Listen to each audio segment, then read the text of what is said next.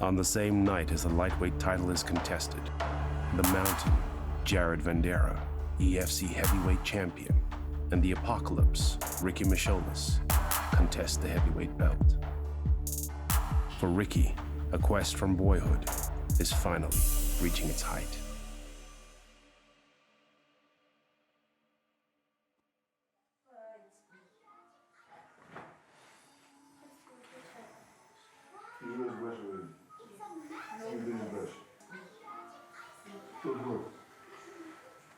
A few things about you.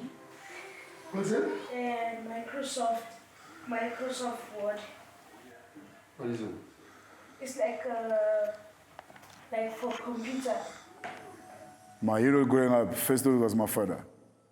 I like the way he raised us. I like the way he's a hard worker.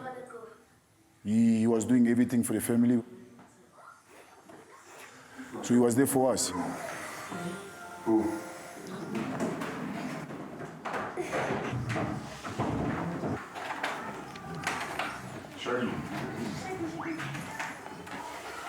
He's my hero. He's my hero for everything.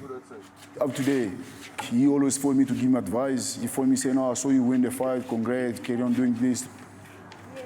He's my hero because he always pushed me. He always helped me with my vision. Don't be scared. My game is this. You need This to is not be, my game. You need to be relaxed. No, you stay outside. No coming inside. I grew up in Congo, in the area which is the capital, which they call Kinshasa. And then I was raised in the area which they call Masina. That area was a hectic area. Boy, bring my other phone. Rough area.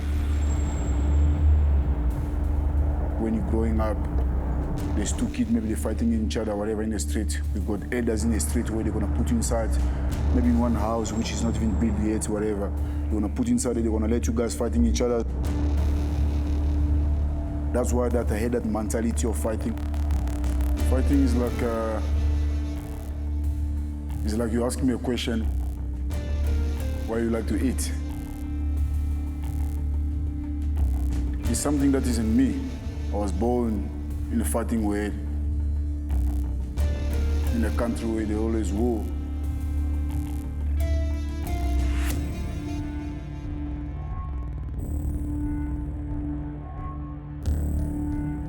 When I'm inside that cage, I feel like to me it's like I'm inspiring other people, and then to me it's a great thing. You know, it's a great thing of my life. You know, I love it.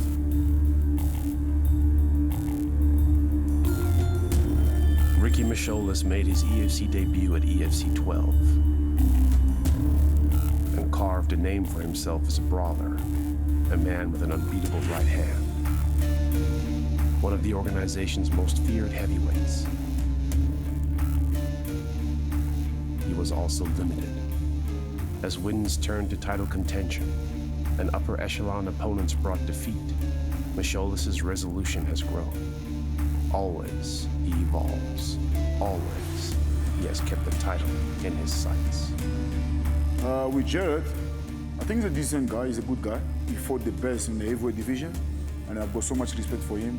But coming fight, there's no respect. On March 16, Misholas finally gets his title shot. Across the ocean and to the west, his adversary awaits. A champion they call the Mountain. Do we want to go like real deep into this? If you want to, yeah. If this is your story. All right. We'd love to hear it. So. All right. Ready? I remember when I was a younger kid, the place I was living had a gun laying around the house for home protection.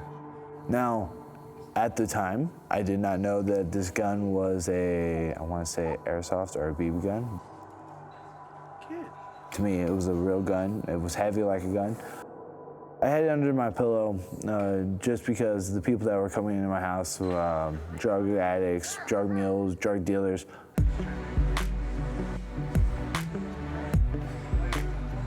I was a very young boy. One night, one of my family members came busting in my door. I didn't realize it was family. I immediately woke up and pointed the gun at that person. You know, granted, or it wasn't a fully like 44 or like a gun that could truly kill someone. The fact that at the age of 6 and 7, I was attempted to pull a trigger on a family member for my safety. That definitely haunted me for a while. I mean, I could tell you about all the times I was hit, beat, you know, but I can't do that now. It's kind of hard not to feel sorry for me there. Can you tell us who that person was, or do you know? For that person, I'm not sharing.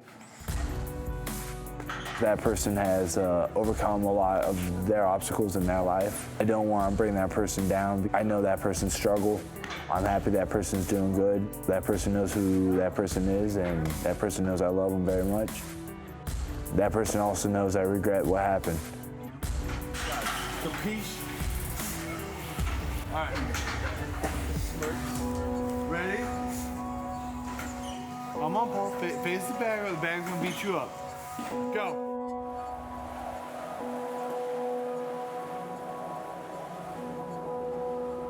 My name is Lauren, and I'm Jared's girlfriend.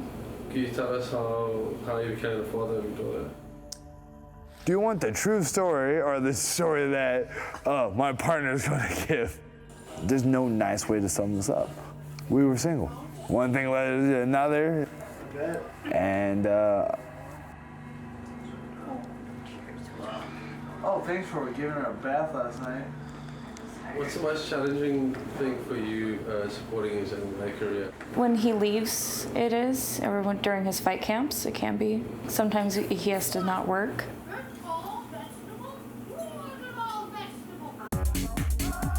I work 3 jobs in a sense. Training, I train as much as I can. I teach most evenings, and then when I bounce, I do that usually weekend nights. Just make sure people don't act stupid, prevent fights, stop them from doing drugs. It's very tiring. Thank God for coffee. There was a time I actually went to CBU and I got the tuition bill and I was like, this. It's like I can't pay for the university lifestyle, and I was like, I have to make a decision what I want to do. Like, do I want to be at the grocery store working? No one there I worked with seemed happy once they're in their 30s and 40s. They looked like they hated themselves.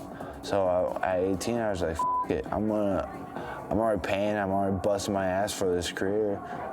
F it, let's make a run. For Jared Vanderaa, the road to the EFC heavyweight title has been long.